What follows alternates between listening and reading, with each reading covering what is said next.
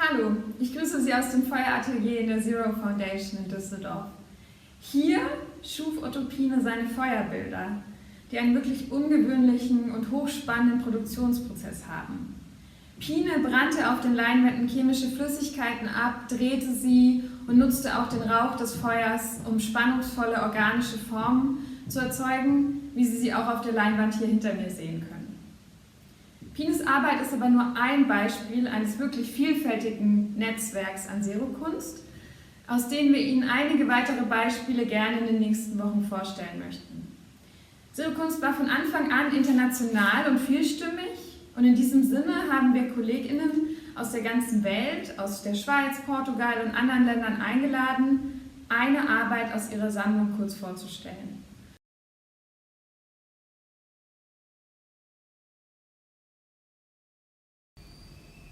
Ich begrüße Sie herzlich im Museum Tinguely in Basel.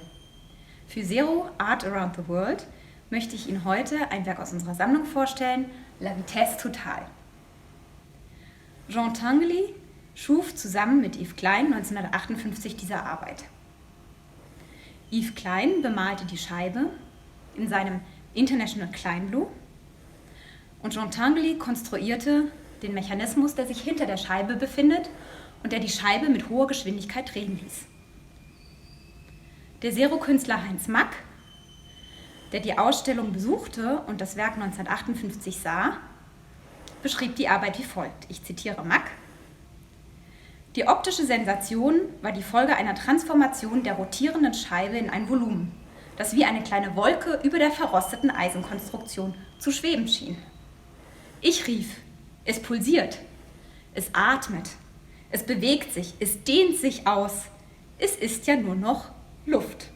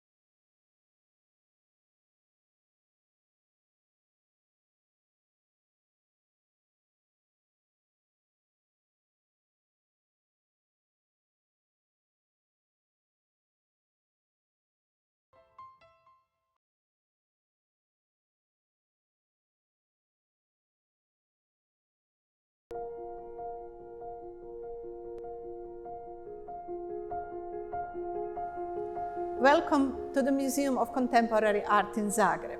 The museum was founded in 1954 and since 2009 its abundant collection found their new place in visually attractive architecture. Our collection holds as well some notable pieces of ZERO art group authors. These valuable works have been purchased in the 60s during the period of New Tendencies, serial of international exhibitions dedicated to constructive and kinetic art. Pine, Mack and Uker took also part in these exhibitions.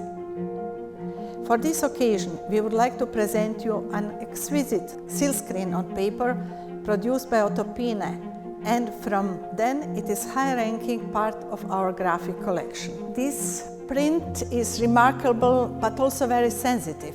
It's very rarely on display, and we would like to show it to you under the motto, Rare Things, Dear Things.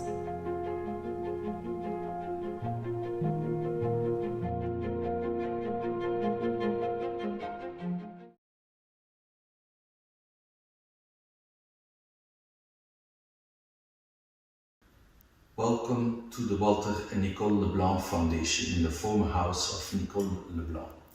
We are in front of an artwork called Twisted Strings, typical work where you can see that cotton threads are twisted and stitched to the canvas and covered with a uniform layer of white latex paint. Walter Leblanc called these twisted strings light traps. The interplay of light and shadow gives a vibrant optical effect to the monochrome surface, especially when the spectator moves in front of it.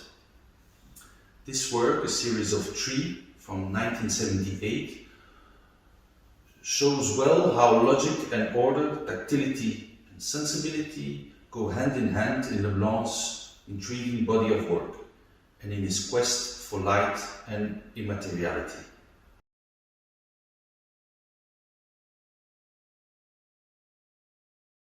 Gern stelle ich Ihnen aus unserer kinetischen Sammlung ein Werk vor von Paul Boury, Punktuation Nummer 1 von 1964. Es ist ein Objektkasten mit einem Elektromotor und 1110 Nylonfäden mit einem weißen Köpfchen. Man muss sehr genau hinschauen, denn durch diesen Elektromotor werden diese Fäden in Bewegung versetzt und es scheint, als würde das Kunstwerk zu atmen beginnen. Es ist sehr irritierend, aber das ist auch Absicht und es ist sehr lebendig und das macht die Faszination dieses Werks aus, das damit eine Verbindung zu den ZERO-Künstlern in unserer Sammlung schafft.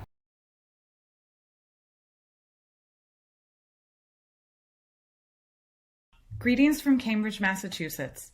I'm Lauren Hansen, the Stefan Engelhorn Curatorial Fellow in the Busch-Reisinger Museum at the Harvard Art Museums. Today, for ZERO Around the World, let's take a look at Günter Ucker's Spirale Weiß, or Spiral White, from 1963. To explore the potential of light and movement, Ucker overnailed the canvas to create a dynamic monochromatic work with a relief effect activated by ambient light and the viewer's movement around, across, and toward the canvas. Spiral White plays with the poles of light and shadow and surface and dimensionality, while also employing a destructive act, puncturing the canvas's surface toward a creative end. The Harvard Art Museums also houses the records of the Howard Wise Gallery, which hosted Ucker's first solo show in the US and was a key site for expanding ZERO's reach internationally.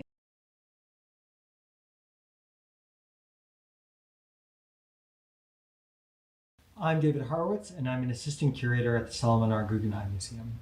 Today, I'd like to share with you Jesus Rafael Soto's Untitled Vibration of 1965.